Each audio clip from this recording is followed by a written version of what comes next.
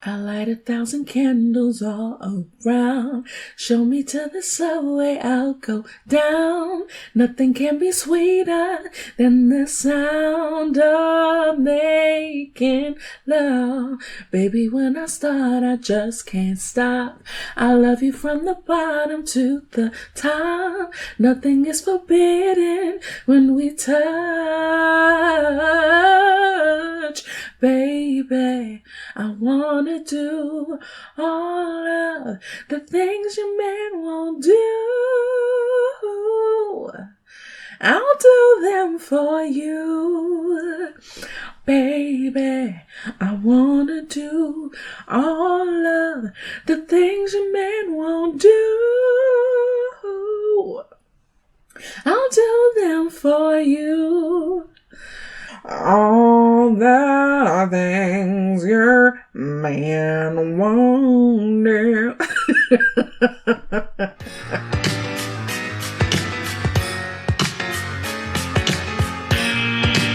Hello, Home Slices, and welcome back to Sup Media Reviews. Season 2 is here, and we're kicking things up a notch.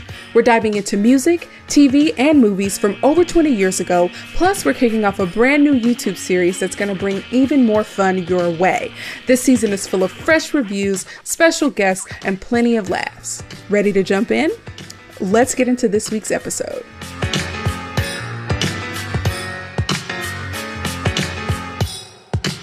What is up, Home Slices, and welcome back to the Sup Media Reviews podcast, the show where we ask the same two questions. Do these old movies, TV shows, and music still hold up today, and are they worth revisiting? Now, if you've been paying attention to this season, and specifically to our April Fool's Comedy Anniversary series, you might actually be a little surprised right now, because if you've been following along, you know that today was supposed to be the day we talked about Girl 6, the 1996 Spike Lee joint that's turning 30 years old this year, and the next film in our series of comedy anniversaries. I was genuinely excited about it. It was on my list. I was ready to get into it.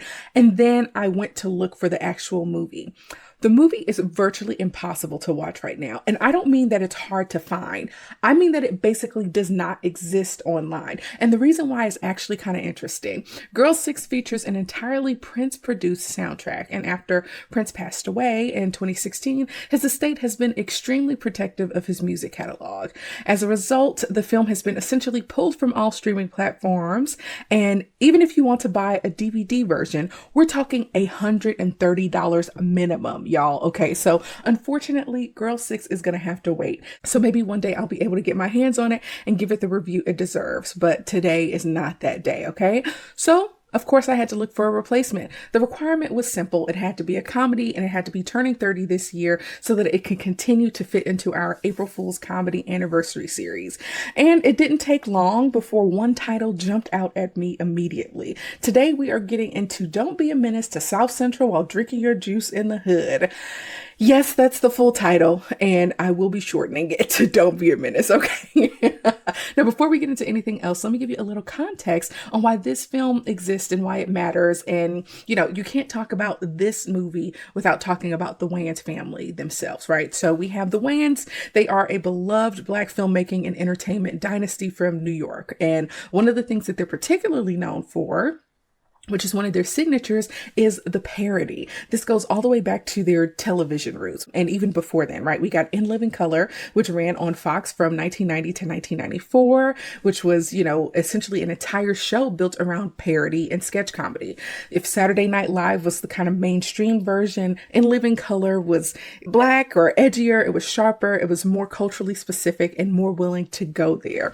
It gave us stars like Jim Carrey, but it also gave us icons of the Black community like David Allen Greer, Tommy Davidson, Kim Wayans, Damon Wayans, and many more. The whole show was a parody machine, and it is absolutely central to understanding the Wayans family DNA. And then going all the way back to 1988, we have Keenen Ivory Wayans, who wrote, directed, and starred in I'm Gonna Get You Sucker, which is a movie that I really enjoy. And it was their very first parody film and Keenan's directorial debut. It was a full-on parody of blaxploitation films from the 70s. And here's a fun little detail. That film also marked the very first screen appearances of Sean and Marlon Wayans. So the younger siblings were in on the family business from the beginning. and they weren't in the driver's seat yet. So when we fast forward to 1996, when Don't Be a Menace came out, this movie is a parody of hood films that dominated Black cinema in the early 90s. We are talking about movies like Boyz in the Hood, Menace to Society, South Central, Juice, Higher Learning, all of those heavy, kind of painfully real and important films that centered Black life and Black struggle. These are Black struggle movies, and it's very interesting because I think people separate them a little bit from other Black struggle movies and give them a little bit of an edge, but we won't go there. Now, the Wayans took all of those hood movies, flipped them on its head, and of course they didn't stop there. They went on to produce Scary Movie, which launched its own entire franchise of, parodying scary movies. And this family has a legendary, elongated history, not just of making films and TV, but of making fun of films and TV and pop culture. And I think that there's a real art to that, and they have really made that a part of their niche. What's also interesting is how the family dynamic shifted between I'm Gonna Get You Sucker and this film. So back in the late 80s and early 90s, Keenan is at the forefront. He is the writer, the director, and the face. But by the time we get to 1996, something has changed. We have Sean and Marlon, who I believe are the two youngest Wayans siblings, have grown up in the business alongside their brother. Sean was the resident DJ on In Living Color. They've been watching and learning and absorbing, and now it's their time to be in the forefront. In this movie, Sean and Marlon are the lead characters. Keenan takes a step back into a more supportive role, and I think it's genuinely fun to watch them come into their own, especially knowing what they go on to do, including The White Chicks, which is its own kind of cult classic. So let's go ahead and get into some of the fun facts about this film, okay? Now, fun fact number one, there is a moment in this film where Loke Dog warns Ashtray about a girl named Dashiki by saying she has more kids than Mrs. Wayans. While that's technically untrue, Mrs. Wayans does have a lot of children. There are 10 Wayans children, and 4 of them are in this movie, Keenan, Kim, Sean, and Marlon. So the Wayans family is literally making fun of themselves inside their own movie, which I think is next level self-referential energy. I love that. Now, fun fact number 2 is that Ashtray's father in this film is played by Lamar J. Tate. Now, you may not know that name off the top of your head, but you may know his younger brother, Lorenz Tate, who played O-Dog in Menace to Society, one of the very films that Don't Be a Menace is actually making fun of. So not only is this film parodying hood movies, it literally casts the older brother of one of those film's most iconic actors as a featured character. So I love how there are additional layers to the connections here. So if you want to check out Don't Be a Menace to South Central while drinking your juice in the hood, before or after listening to this episode, I had to rent it on Amazon Prime Video, which is honestly my go-to for rentals because of the X-ray feature. And, it lets you pull up cast info and scene details and trivia in real time, which I think is super useful for a person who sees someone's face and is like, where do I know this person from? So as of the recording of this episode, it's available to rent on Amazon Prime and probably some other places too. Now let's talk about cultural significance and personal connection. I think something that's really important when it comes to understanding this movie and where it sits in the cultural landscape. And for me, it kind of starts with the word crossover. So when we think about the word crossover, it refers to when a piece of art that originates from a specific community breaks through and finds a mainstream multi-demographic audience. And in the Wayans family, over the course of their career, they've been remarkably good at crossing over with their media.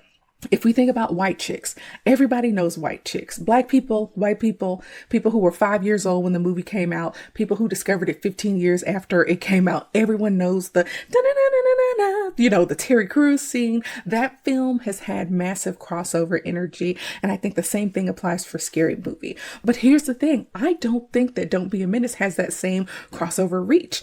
And to be clear, I think that that's intentional, and I think it's worth talking about, because the movies that Don't Be a Menace is parodying, like Boyz in the Hood, Menace to Society, Juice, those are films with a very Black specific, community specific audience. They're not obscure films, but the nuance of what they're saying and the specificity of the experience that they're depicting, and then the humor of having those things flipped and exaggerated, lands differently if those movies loom more largely for you in your community, right? If those films meant something to you, if you saw your neighborhood or your family or your reality in some way depicted in those, and then you watch the Wayans brothers make fun of it and turn it into a comedy. It's a particular kind of thing that's very specific and rooted in a lived experience that everyone can't share. And I think that that's something that's actually beautiful. There's a song by Solange on her Seat at the Table album where she's basically saying everything can't be for everybody. I don't want to sing the song here, but the song is, it's for us, this is for us. Fubu, is that the name of the song? Something like that. Some things are just for us, and I think this movie is kind of a depiction of that.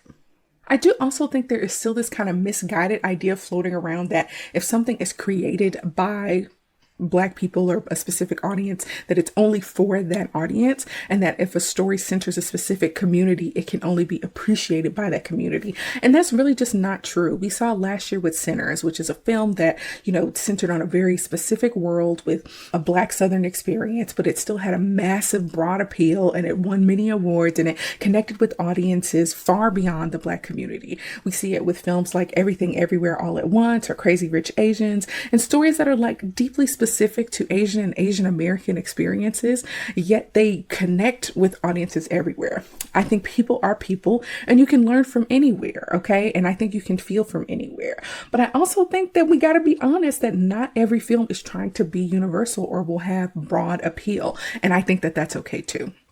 Some films are made for the community by a community, and that's kind of what it is.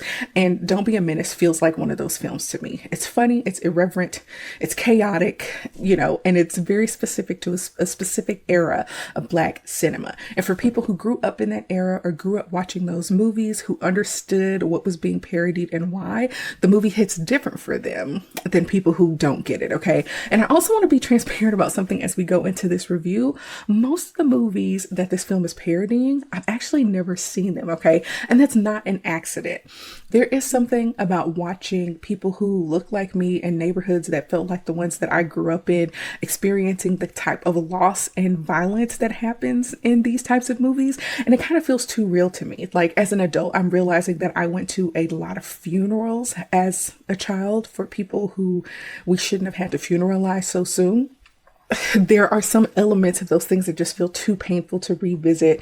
And it's so interesting because certain movies that are clearly violent, like if, Kill Bill or John Wick or whatever, like those stylized action films can create some distance for me to feel like it's like a different genre and it doesn't matter. But Boyz n the Hood and Menace to Society and Juice, I feel like that hits different because of how close it is to my lived experience. So I haven't watched many of those films. I have watched Boyz n the Hood, and I know of what happens in movies like Juice and Menace to Society, but this parody is basically the closest that I'll ever get to some of these films. And for me, that's just kind of going to have to be enough because I don't think I have the stomach to actually watch those films. So as we get into this review, I'll be watching, as someone who knows the cultural context of these hood classics, but may not be as close to the source material as many people. So there are maybe moments where I am not getting a reference or something. Feel free to put it down in the comments. But yeah, I get to experience the source material through the kind of funhouse mirror parody that this film has. Okay, so let's talk about this film. Let's jump in. All right, let's talk about the setup of this movie. Okay, the film opens up not with like the kind of traditional title card, but with a mock public service announcement. It says like 1 in 10 Black men will be forced to sit through a growing up in the hood movie in their lifetime, which I think is actually kind of low, and 1 in 5 will be shot in the movie theater while watching it. Now, from there, we get a rapid fire cold open parodying the very conventions that the film is about to spend the next 90 minutes skewering, including characters announcing themes of their own movie before promptly dying. And there's talk about, 21 years old kind of being the expiration date for young Black men who live in the hood. And we will come back to that later. Now, we meet our protagonist, Ashtray, who is played by Sean Wayans, who's being dropped off by his mother, played by a pre-Independence Day Vivica A. Fox, to go live with his father in the hood. Vivica's character disappears almost immediately, and she explains why on the way out. There are no positive Black female characters in these movies, which I think is very interesting and feels kind of true to the genre. Now, Ashtray's father who is somehow younger than he is, proceeds to lay down a set of house rules before revealing that he lives with his own mother. Now, we are introduced to Ashtray's cousin, Dog, who's played by Marlon Wayans, who lives in a multi-generational household stocked entirely with 40-ounce malt liquor, including a water cooler filled with the liquid. His grandmother, one of my favorite characters in this movie, is a foul-mouthed, hilarious gangster who, practices herbal medicine, as they put later in the movie, and I really enjoy her. I liked her a lot, okay? Dog himself is the quintessential hood archetype. He has a Coolio reminiscent hairdo that has a silly straw in it and condoms and like a bag of weed in it. He has an arsenal of weapons strapped to his body, and his attitude suggests that he has survived in the hood entirely on chaos and instinct and being strapped, okay? We are also introduced to two of their friends, Preach, who is a reformed gangster turned hotep activist who preaches black liberation while still dealing drugs and pursuing white women exclusively, and Crazy Legs, who was paralyzed from the waist down in a drive-by and now navigates the world in a motorized wheelchair complete with a baby mobile and a cup holder for his 40. The crew's primary mode of transportation is Dog's mail truck. It looks like literally a UPS mail truck. It's very interesting. Now, the first kind of part of the setup of this movie culminates at a house party and cookout, which is where we get most of the background of what's going to happen in this movie later. We see the social ecosystem of the hood on full display. We got sagging pants. We got grinding on the dance floor. We have a couple literally having sex in the middle of the cookout, which was very jarring.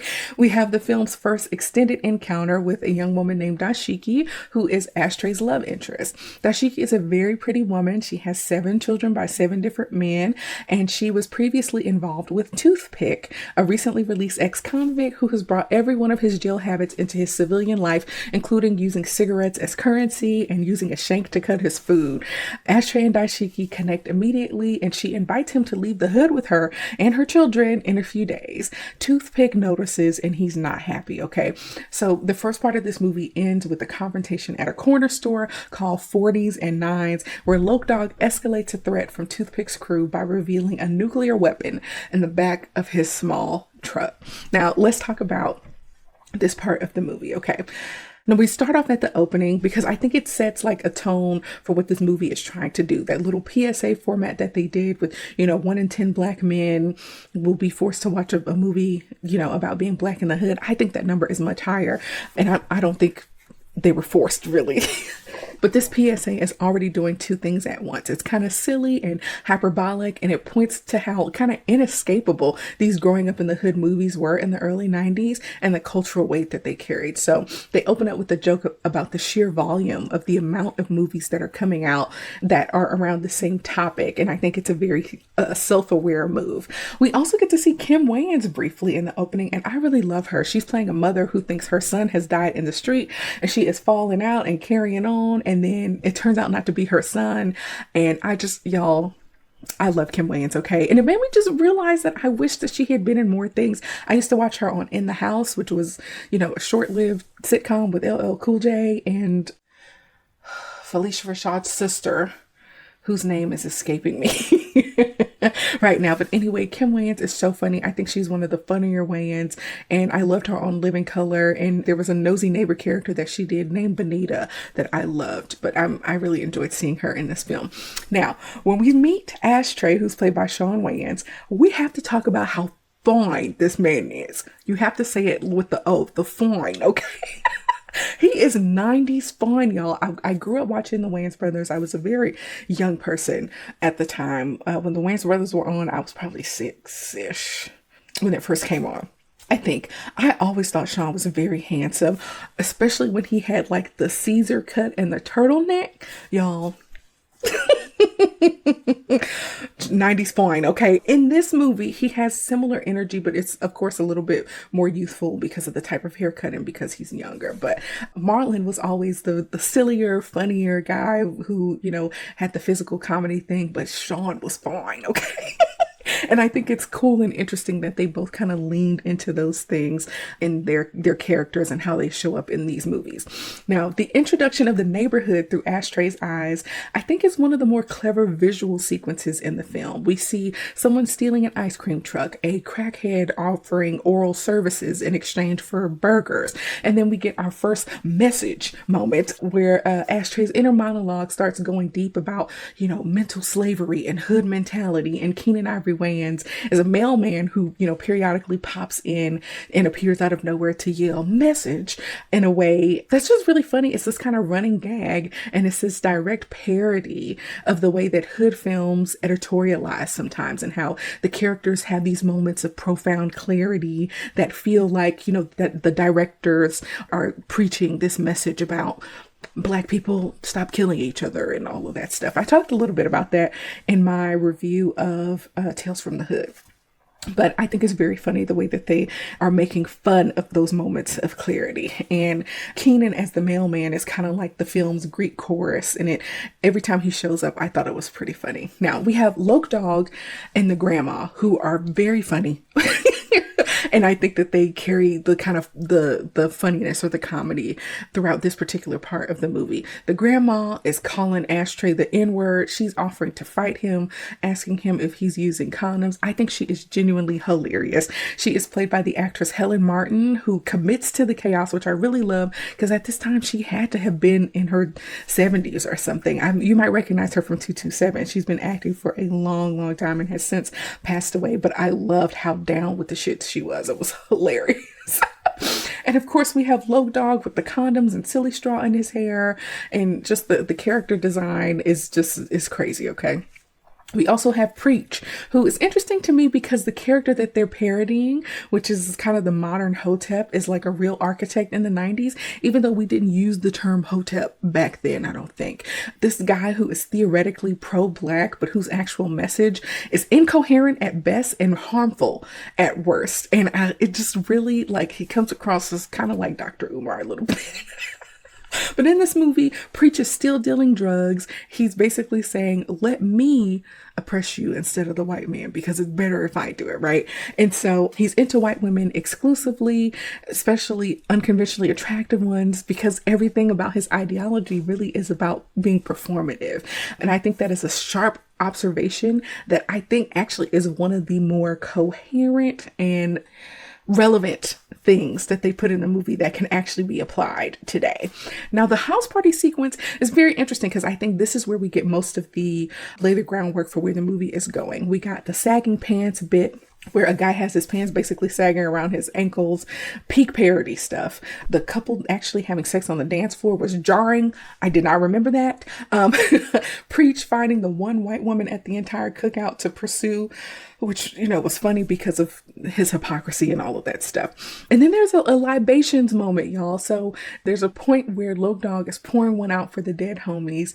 And that's actually a ancient African spiritual practice that is like 5,000 years old or so, and has been just carried out throughout the diaspora, which I think is so interesting. I learned of libations from watching maybe Martin, and I've only ever seen Black people do it, I think. But it's just so interesting the things that we carried over with us when we were brought over here.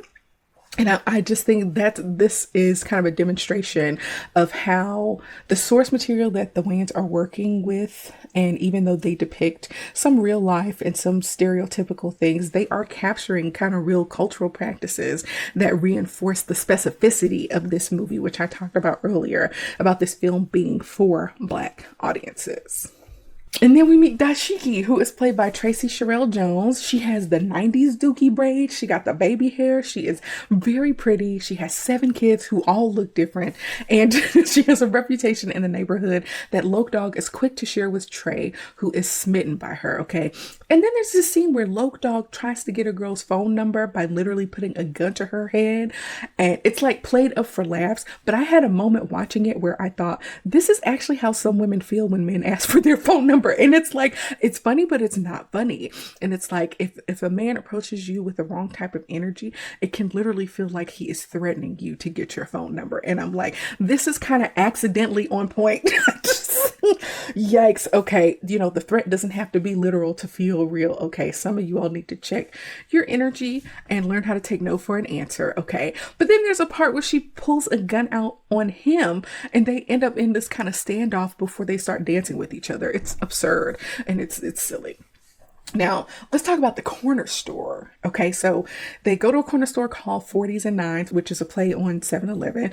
And I think this part of the film is actually doing a little bit more than just the parody stuff, right? And so we have Asian store owners who are tailing the black customers, Trey and his cousin Loke Dog, while a white man robs the place blind. And this is a direct reference to Menace II Society, but it carries a real historical weight too, because there is some tension between Asian-owned businesses and, some of the impoverished black communities that they served.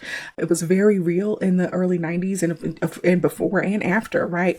And underneath all of that is this kind of pointed observation that the store owners are so focused on profiling the black customers that they miss the white man who's cleaning them out. And even further under that, there's a suggestion that it's white economic structures that created these arrangements in the first place. The white man proceeds to murder the store owners and frame Loke Dog, who's the most recent on a list of other men who were presumably set up by the man, including Mike Tyson, Michael Jackson, OJ, and Tupac.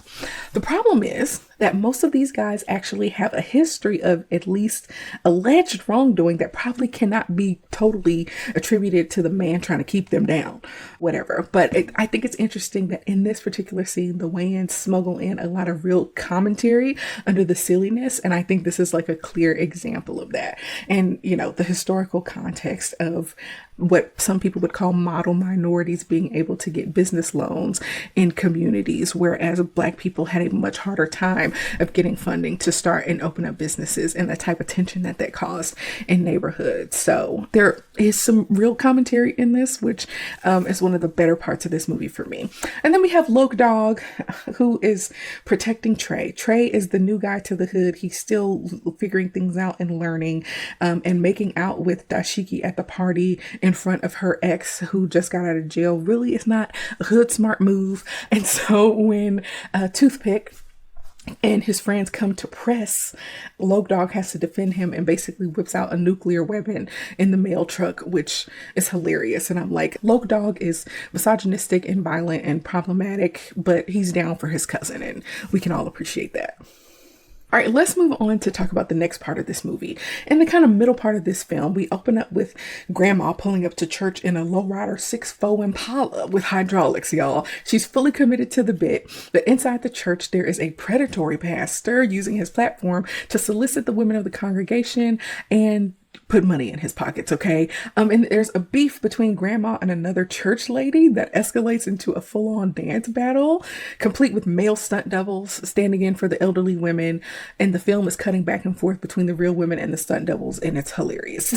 It doesn't make sense. We then get one of the film's most pointed sequences. We get Ashtray and Loke Dog walking their friend Malik, who is played by Omar Epps, reprising his role from Higher Learning, to his first day of college. They celebrate him making it out of the hood, and the moment they turn around, a sniper shoots him. This, white sniper checks Malik's name off a list that includes Ricky from Boyz in the Hood, Kane from Menace II Society, and Radio Raheem from Doing the Right Thing, as this is a running checklist of black men in hood films who were on their way out and didn't make it because the man. Okay.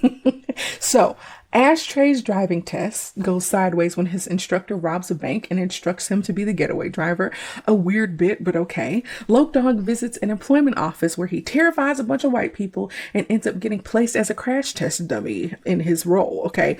Ashtray spends time with one of Dashiki's bad kids and has a tender moment about the importance of education over guns. You need to load your brain with the knowledge of bullets, something along those lines, okay? Yeah, that's how that went. And that was another message moment, right? And then we move on to the film's extended and absurd sex scene, where Ashtray and Dashiki have spicy foreplay with Kool-Aid, hot dogs, government cheese, hot sauce on toes, and a pregnancy announcement in less than 2 minutes. Okay, Trey wasn't ready to be a father.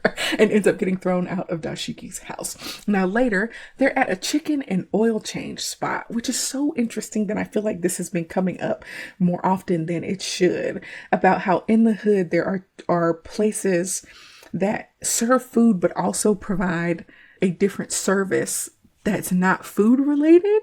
And so in this movie, it's fried chicken and oil changes. In another movie, it might be a rib shack and a radio shack or something like that. It's just very interesting. But anyway, they're there getting some food. Ashtray tells Loke Dog about the pregnancy, and Faison Love, who is in that scene working at the chicken spot, is relieved to know that the child isn't his. Okay, the cops end up rolling up. We get one white cop and one black cop who's played by Bernie Mac, and they arrest Ashtray and Loke Dog for being black on a Friday night. At the police station, officers are playing an arcade game called Rodney's Ride, y'all. Too soon. No, in jail, Ashtray's cellmate is a man who speaks entirely in non sequiturs that sound profound but mean nothing. We'll talk about that later. Now, when he's out, we see the crew, Loke Dog and his friends, playing an oversized game of Ponopoly, complete with crack houses instead of hotels and chance cards that are about neighborhood riots. And this part of the film ends with a street confrontation where Loke Dog and Preach end up beating up a member of Toothpick's crew and stomping him flat into the ground, forcing them to basically go to an OG's house whose name is Old School, played by Antonio Fargas, and he is on punishment and cannot leave his mother's porch. So that's fun. Now let's talk about this part of the movie. The church sequence stands out, and they could have done without it, but we see the church as like a community anchor in some of these hood movies, and so I guess they felt like they had to insert it. The preacher is an authority figure here with loose morals and a very open hand, and they leaned into that satire. The dance battle with the stunt doubles is this recurring comedic device that we see in the Wayans brothers' work that goes all the way back to I'm Gonna Get You Sucker, and it always works. There's something kind of funny about the commitment to the bit, and you see these old ladies doing the break dancing and then the rap bit cutting between the old ladies and the actual stunt doubles. It's very silly. The Omar Epps sequence was very on the nose. He literally reprises his role as Malik in Higher Learning, and then he is one person on a long list of people who are black men who are trying to make it out of the hood, who end up not making it out, and that being a source of a lot of sadness in these films. So now the parody version of this strips that tragedy down of, the loss of those to a really basic structure, promising young man, sniped future, and how formulaic it had become in 1996 for those types of hood movies. And, the white man with the clipboard checking off the names is dark satire, and it's a callback to that other list that we talked about back in the corner store scene. Of course, we also have Loke Dog as a crash test dummy, and I think it's a little bit of an underrated bit because on the surface is just this kind of funny visual, right? But it's also making a point about which bodies are considered disposable when it comes to the labor market, right? And the employment agency, had a Harvard educated white man sitting next to him in the waiting room, and he didn't get placed as a crash test dummy. So the joke is the commentary, and I think that there are moments in this movie that does this part really well. And then we talk about the sex scene with Trey and Dashiki, and it's it's so silly. First off, All the Things Your Man Won't Do is a amazing song by Joe. We love that song in this community. Okay, it's a fantastic choice for the scene because it's this real, genuinely romantic R&B song, and it makes all the silliness that's happening over it a little bit funnier. We got Kool-Aid poured on a body and slurped out of a belly button, which I almost threw up. Gross. Hot dogs. Melting government cheese, hot sauce on toes, gross. The hot sauce was in the refrigerator, which is very interesting. Do y'all put hot sauce in the fridge? Now, most of our hot sauces are in the pantry. There may be like one or two exceptions depending on the type of hot sauce it is, if it's perishable or if it's made out of something different or whatever. Y'all, let me know if you put your hot sauce in the fridge. But anyways, gross. I don't do feet over here. That's a personal thing. But then we have him doing his little quick pumps because in this movie he is a virgin. And then the immediate pregnancy announcement. It's just a bunch of parody stuff, right? You know, guy with a promising future gets girl pregnant. It's in all of the movies, okay? And it's about, you know, how one reckless decision can cascade into life-altering consequences in a hood movie. And so there's this moment where Dashiki is like, oh, you were ready to, you know, do your quick little pumps, but you weren't ready to pay for my nails and my hair and buy me a new car. And I was like, y'all, she know this man ain't got nothing. He ain't got no job.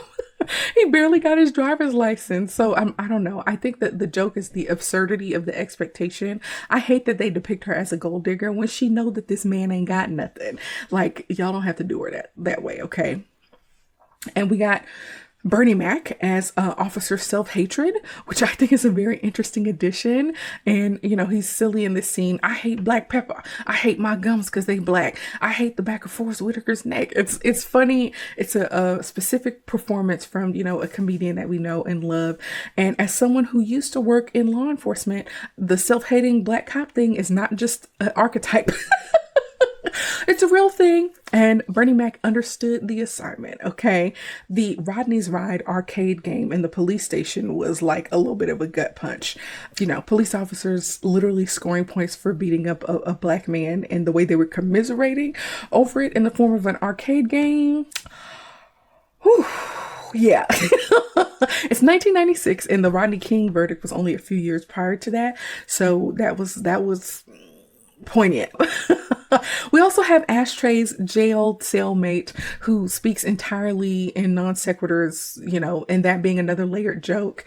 And he's saying Dr. Seuss lines like they're profound. But underneath that, the film, of course, is making an observation about what happens when people go into the prison system without access to real education. And, you know, they may have read things or have found language, philosophy, or religion, but without the foundational context to put it together coherently. You know, he appeared to have been Muslim, but was cooking bacon. It's like just a sharp point delivered as, you know, absurd comedy. And it reminded me of Oswald Bates, who was Damon Wayans' eloquent prisoner character from In Living Color. I enjoyed him. He was very funny. We also get the Ponopoly, which is another interesting bit with, you know, the different hood economics commentary on redlining and who gets to build wealth and where, and, you know, being in an impoverished neighborhood and what that looks like when it comes to real estate. And then Loke Dog ending the game with a gun to someone's head because that's how he resolves all his conflicts. That's how he gets everything done. So apparently that's another running parody of hood film logic, and Marlon Wayans commits to the bit, okay? And then Old School on the Porch. He adds an interesting twist to this film. He's played by Antonio Fargas, who is a genuine blaxploitation legend. He's playing a man who has survived in the hood and is past his expiration date of 21 years, as we talked about earlier in the movie.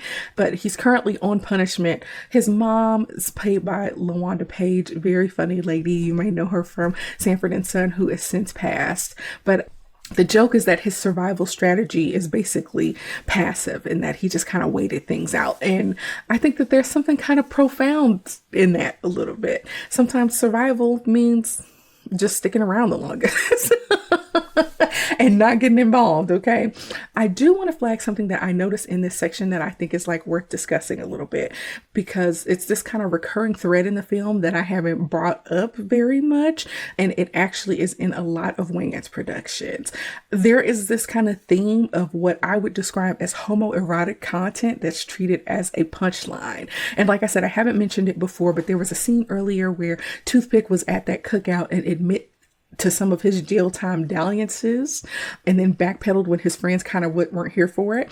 And then in this particular part of the movie, Loke Dog takes the neighborhood crackhead up on his offer for a certain kind of favor in exchange for directions. And it's played as like shock comedy, but when I think about it in the context of the Wayans' larger works with Scary Movie, White Chicks, this film, and maybe some others, this theme comes up again and again where they don't center gay characters, but they are using like gayness or like a gay adjacent situations as a punchline. And it's giving very like no homo energy. And on one hand, I can't decide. I think I don't like it. I'm not a fan of it because they're not centering a gay character. They're making gayness a punchline. It's homophobia. And I'm not here for it. But I also want to note that this movie is 30 years old, and it's just very indicative of that time and how long it has taken for us to get to a point of saying like homophobia is not okay to be talked about in this manner, and this kind of relationship of Black men to homophobia too. I mean, it's apparent in a lot of the things they do. If we think about Sean's character in Scary Movie, that happens. If we think about something that happens with Terry Crews's character in White Chicks, it comes up a lot, and I just wish they did better, but it is what it is. It was 1996. It's a different time. Now let's get into the final part of this movie. The conclusion section of this movie opens with we're back on Old School's porch, right? Where the crew is sitting around talking about their different dreams. Crazy Legs wants to be a dancer like MC Hammer. Loke Dog, says he has no self-esteem just like Old School. But then he immediately imagines himself hosting Death Comedy Jam, where his set is aggressively misogynistic and the crowd loves it and they're shooting off guns and excitement and all of that. Meanwhile, Toothpick's crew is plotting revenge and his face tattoos keep changing, which is so funny to me, okay? Before heading to a party, Trey tucks his dad into bed and reads him a filthy bedtime story. I didn't care for that scene, and we'll talk more about that later. I thought it was kind of gross. But there is a party, sequence where a young member of the Wayans family, I believe he's a nephew, and he's been in a lot of stuff. He was in Major Payne. He was one of the students in Major Payne. I think I've seen him on My Wife and Kids before. I want to say he might be, what's his name's baby daddy? What's her name? Oh, I don't know. I may have to verify that. But anyway, he's in this movie. There's a scene where he takes a hit of weed so strong that he nearly dies. We get Paula J. Parker, who appears in her classic hood rat cameo, who is clearly connected to her Friday character. And then Loke Dog meets a girl named Keisha. She is a shy, buttoned up woman played by, I think her name is Terry Vaughn. And she warns him that she gets wild when she drinks. And Loke Dog is kind of encouraging her to keep going. And then she lets loose and her head begins to spin and she transforms into something demonic, okay, with a very long tongue, and Loke Dog is fighting for his life, basically. Now, Trey's father gives him a set of terrible life lessons when they are fishing near a drainage ditch, including the revelation that he has too been with Dashiki at some point. And then a continuity error, y'all. It is so funny to me. I literally had to rewind it to make sure I wasn't tripping. Earlier in the movie, when Trey is tucking his dad in bed, his dad has a regular haircut, a Caesar. But then when they're fishing at this little ditch, he has cornrows with like some hang time. So I was like, what is happening? Like he has full cornrows with no explanation or whatever. Okay. But Toothpick's crew ends up rolling up on Old School's porch in a drive-by, y'all. I may have the movie a little bit out of order, but don't worry about it, okay? Old School runs inside immediately, basically showing that cowardice is how he survived this long in the hood. He's been protected by his mama, okay? Crazy Legs brakes end up failing and he rolls into the street where he is hit by a car. Loke Dog and the crew rush him to the ER where a man on fire is actually still waiting to be seen, which is commentary on healthcare conditions in poor communities. Now, Trey has a breakdown at Dashiki's house because of all the crazy things that are happening. We have, he went to jail. We got the injuries to Crazy Legs. We got the drive-by. A lot of stuff has been going on for him. So he's home and he's punching the air and is hitting all of her children while crying about everything that's happened. He declares himself ready to commit, ready to be a father, and ready to get out of the hood with her. But before they go, Dashiki has to take the kids to say goodbye to all of their respective fathers who are in jail. And one of the dads in jail, who's played by Joe Torre, asks Trey to teach his son how to be a man, okay? And then later on, we see Loke Dog cooking up what we thought are drugs, but it's actually a cake, which is a very memorable scene for me. It's kind of funny. So now we get the final confrontation towards the end of the movie, right? We got Toothpick and his crew who are staging yet another drive-by.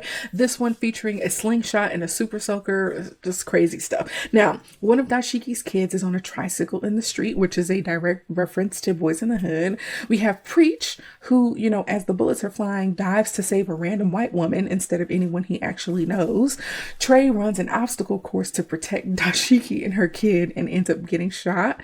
And then Grandma comes in and saves saves the day. She pops out of a dumpster and opens fire on Toothpick's crew, sending them crashing into the police. Someone tells Grandma she's got the juice now, which is a reference to juice, of course. But then she decapitates him and takes his head. And I'm like, girl, y'all lost me. You lost me, okay? Anyway, Trey survives. He and Dashiki get married, and the epilogue shows us where everyone ends up. We got Loke Dog, who becomes the host of Death Comedy Jam. Preach sells out and moves in a trailer with his white girlfriend. Crazy Legs takes up ballet, and Grandma is still out here doing what Grandma does. Now, let's talk about the kind of end of this movie. The dream sequence on Old School's porch is an interesting and kind of tender part of the film, right? Even though this film does not have very many tender moments. We got Crazy Legs, who wants to be a dancer, and then later in the epilogue he's actually doing ballet, so it's kind of a joke, but it's hopeful. Loke Dog's vision of himself on Death Comedy Jam doing this kind of misogynistic set for a crowd that loves it is interesting, because even though he consistently says that he is content to stay in the hood for the rest of his life, he actually has dreams too, which I think are interesting. And one thing I didn't mention that I thought was funny in this film was when he did the consummate where you actually say the name of the title in the story, where he's like, either they don't know, they don't show, or don't care about not being a menace while drinking your juice and self-control. Whatever he said. And even, Keenan Ivory Wayans' mailman character was like, what is he talking about? So silly, y'all. Yeah. Let's talk about that quick scene, and I don't want to go too much into it, where Trey is tucking his dad into bed, because there are just these moments where I feel like the Wayans brothers take things too far for me, and it goes into like this genuinely weird territory that's just kind of uncomfortable. Trey is reading his dad a bedtime story from a naughty magazine while his dad is pleasuring himself, and I just hated that scene in the movie. It went further than it needed to go, and it's like the Wayans like have the tendency to find the line of too far, and then they step right over it. And with White Chicks, I think they told the line a little bit better, but with this movie, some of the stuff just went too far. Y'all, it's not the end of the world, but it's just one of those irreverent moments that I'm like, I'm just not feeling it, okay? And it's unnecessary. Now, the ER scene where, they take Crazy Legs to the hospital, long lines, long forms, long wait times, and, it's commentary on healthcare in poor communities that is genuinely inadequate. And I feel like the joke is landing because the absurdity isn't far from reality. And I think that type of thing is where the Wayans are at their sharpest, when they are using comedy to make you laugh at something that's actually kind of enraging and very real. Now, Trey's breakdown at Dashiki's house, where he's talking about he's trying to win Best Actor at the Soul Train Awards. I just... whatever. It's a parody of Boyz in the Hood. And I think it's funny because the emotional sincerity of that moment in the real film is real. But then the Wayans, are not saying that the emotion is fake, but saying that there's this kind of dramatic architecture to these films that's been so familiar that they can easily kind of like copy and paste and reproduce it. And I think that that's very smart and funny.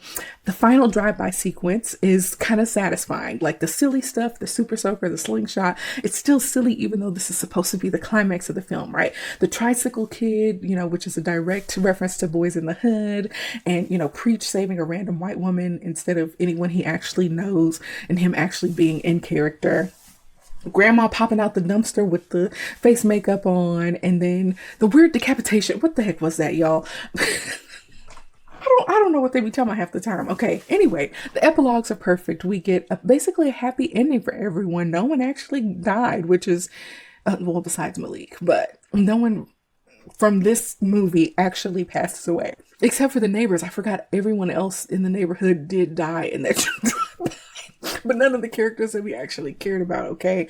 And so, Preach has his Snow Bunny, Crazy Legs has his career in dance, Loke Dog has his comedy career, Grandma still being Grandma, and the film ends on this note where everyone is really kind of committed to the bit, but it actually is kind of a happy ending, and that makes it a little bit different than those Hood films. So at the end of every episode, we ask the same two questions, y'all. Does it hold up today, and is it worth a rewatch? Now, I feel like whether or not this movie holds up is a little harder to answer than usual. So I'm gonna break it down a little bit, okay? On one level, don't be a menace to South Central while drinking your juice in the hood will always hold up in perpetuity as a parody of the source material. So because Boyz n the Hood and Menace to Society and Juice aren't going anywhere, those films are classics and they are part of like the canon of Black American cinema. So as long as they exist, Don't Be a Menace exists in relationship to them. And so I think it's kind of a monument to a very specific moment in Black filmmaking. And I think the parody kind of preserves that moment even as it's making fun of it. Now, I think that the film does more than just poke fun. There is real social commentary that actually applies today, even woven through all the silliness, right? We got Low Dog as a crash test dummy, that, has a little bit of commentary about which bodies are considered disposable by the labor market. We have the ER scene, which is a joke about what the healthcare looks like in impoverished communities. Bernie Mac's officer self-hatred is a joke about internalized anti-Blackness in law enforcement. The Korean store sequence is about racial profiling and who actually profits from impoverished communities. These are not these kind of accidental observations. I think the Wayans are doing something more than just like stringing gags together. I think they're using the parody as a way to kind of double click on some of these dynamics that hood films were depicting in a more earnest manner. And on that level, I think that there are certain things that hold up really well when it comes to that type of social commentary. But there are things that don't hold up, okay? There is a lot of misogyny in the film. The way they treat Dashiki and the kind of slut shaming that they do with her, the jokes about her promiscuity, the gold digger dialogue, which totally does not make sense. He ain't got no money. The general way that women are kind of depicted throughout. There is homophobia that we talked a little bit about that is consistently used as a punchline. We have the Keisha sequence in the van that has an energy to it that I kind of don't like. Yeah, even with the supernatural comedy element, it was kind of uncomfortable because of the perhaps non-consensual nature of it.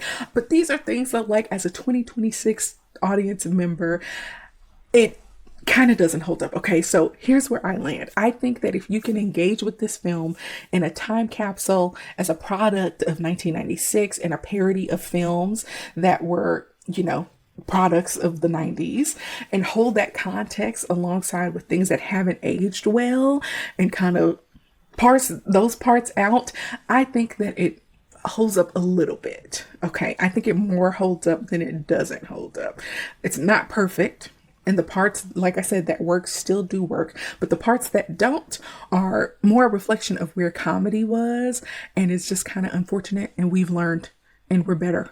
So if you can't separate those things, it won't hold up for you. Now, is it worth a rewatch? Maybe, but kind of with a caveat. I think that this movie may be worth a rewatch if you're familiar with the source material. As I was going through it this time around, I was struck by how many specific references I caught, even though I know I missed a lot because I haven't seen all of the films that they're parodying. Like, I know the cultural context of Juice. I understand the references, in Menace to Society. I've seen Boyz n the Hood, and there is clearly a whole layer of this film that lands differently if you actually sat with and watched and grew up with those movies. So if you have, and you haven't seen this in a while or haven't seen it at all, I think it could be interesting to rewatch it because you have all the context. I also think there's something genuinely special about the people in this film that we get to see folks who kind of aren't around this anymore. Antonio Fargas, who actually, I'm not sure if he's alive or not, but he's a blaxploitation legend playing Old School. We have LaWanda Page from Sanford and Son. We have Yvette Wilson. We have Bernie Mac. These are people who aren't with us anymore, and watching them work, I think, is its own kind of gift. So I do enjoy being able to see some faces that I haven't seen in a long time. And that said, if you're not into hood films and if you're not familiar with the source material that this is a parody of, you can probably skip this movie, okay? Some of the jokes will land random without context. It will come across as very crude and brash. And, the things that haven't aged well will be harder to sit with if you don't have the nostalgia or the kind of cultural grounding to put them into perspective. Not that any of those things are necessarily okay or ever were. But for me personally, I watched this movie for the first time, I think in my early 20s or late teens, after hearing years of people, quoting it. And I would say I have maybe seen it once every 5-ish years. And even though I, for the most part, enjoyed rewatching it, I don't think I'll be watching it anytime soon. You know, the source material for these movies, I can't really watch those. I can't bring myself to watch them. And I don't think I'll ever be ready to. So this is going to be as close as I can get to watching Menace II Society. And I think that's okay. So y'all let me know if you think that this movie is worth a rewatch.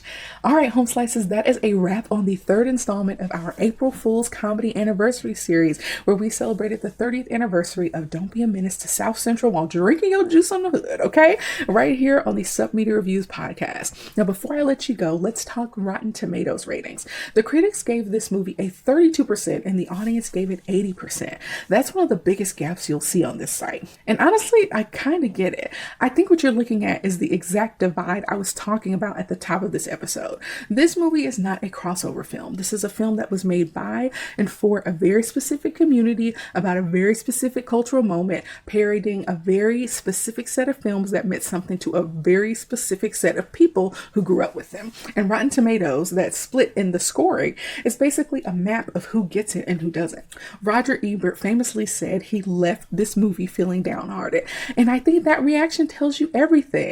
Not necessarily about the film, but who it was made for. If you don't have the cultural context, and if you haven't seen or don't know the source material, and you can't identify with what the Wayans are doing and why, this film is going to read as loud and crude and pointless. But if you're in the room that this film was made for, the audience score makes a lot more sense. You know, 80% in 30 years later is not an accident. That really is a community of people saying, we get it. And I think there's something genuinely special about a piece of art that just is not for everybody. It is what it is. It's for who it's for. And I think Don't Be a Menace is one of those types of films. My personal rating, though, I probably give about a 60, okay? There are moments of this kind of genuine brilliance and comedy in here. And then there are things that just don't land the way they used to land. So I think a 60 feels pretty honest. Now, it's time for us to hear from you. Do you agree with the critics? Do you agree with the audience? Or are you more in the middle like me? Let me know your thoughts over here on our social media pages, where you can find us on Facebook, Instagram, YouTube, Pinterest, and TikTok, all at Sup Media Reviews. We want to hear from you. Now, speaking of what's coming, this episode was part of our April Fool's Comedy Anniversary series, and I'm happy to report that the series isn't quite done yet. The final episode of season 2 of the Sup Media Reviews podcast is coming your way next week. I and a very special guest will be sitting down to review Slither, the 2006 horror comedy that's celebrating its 20th anniversary this year. That's right. We are closing out season 2 and closing out our April Fool's series in the same episode, and I can't wait for you all to hear it. And even after that, even though season 2 will be wrapping up, the content is not stopping. We will have some things coming your way during the off season to keep you satisfied until we come back in season 3 for the October spooky season, okay? So make sure you're following us on YouTube and all of our other social media platforms so you don't miss anything. And hit that notification bell, okay? Y'all need to be aware of when things are dropping. As always, thank you all so much for listening and watching. And until next time, peace out.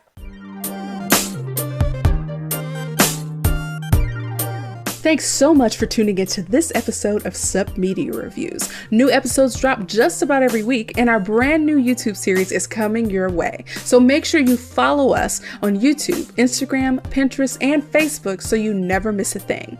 Got a movie, album, or show you think we should review? Send it our way. Until next time, keep watching, keep listening, and just chill till the next episode.